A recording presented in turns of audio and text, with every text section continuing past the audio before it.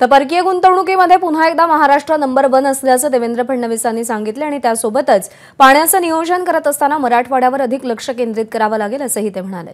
पुढची बातमी आपण पाहूया। सुप्रिया सुळे यांच्याकडून स्वतःची उमेदवारी घोषित करण्यात आलेली आहे असं म्हटलं जात आहे। बारामती लोकसभा निवडणूक लढणार असल्याचं व्हॉट्सअॅपवरती त्यांनी स्टेटस ठेवलंय। शरद पवार, सोनिया गांधी आणि उद्धव ठाकरे यांचा फोटो, पक्ष आणि निवडणूक चिन्हही त्यांनी स्टेटसच्या बॅनरवर ठेवलंय। तरीही आपण उमेदवारीची घोषणा केलेली नसून या लोकसभा मतदारसंघाचं तिकीट आपल्याला दिलं जावं अशी आपली विनंती असल्याचं सुप्रिया सुळे यांनी एबीपी माझाशी बोलताना सांगितलेलं आहे। तर काही वेळापूर्वी याच मुद्द्यावरती सुप्रिया सुळे यांची प्रतिक्रिया जाणून घेतली असता त्या काय म्हणाल्या पाहूया।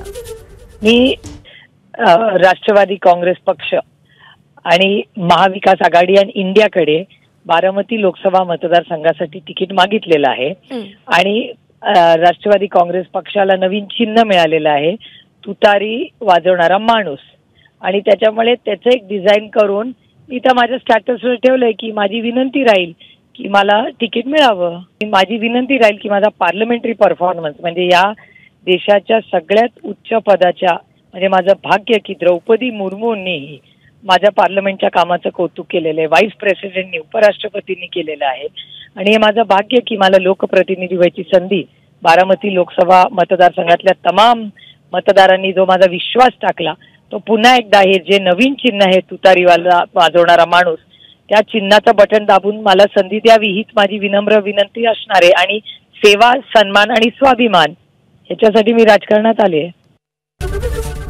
एबीपी माझा, उघडा डोळे बघा नीट।